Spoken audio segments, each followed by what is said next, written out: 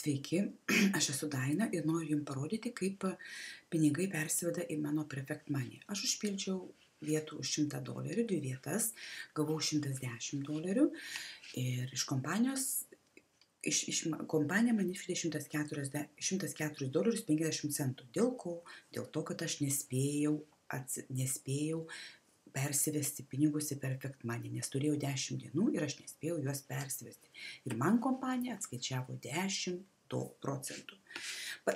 Pas mane iš viso sumoje pagal marketingą yra $104.50, o paskutinė suma yra $99.27. Dėl to, kad tokia suma, kad man kompanija atskaičiavo 10%.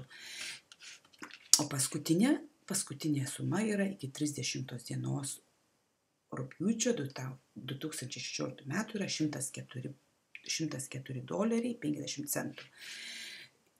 Ir Perfect mano kašiliokė yra Perfect Money yra $99.27.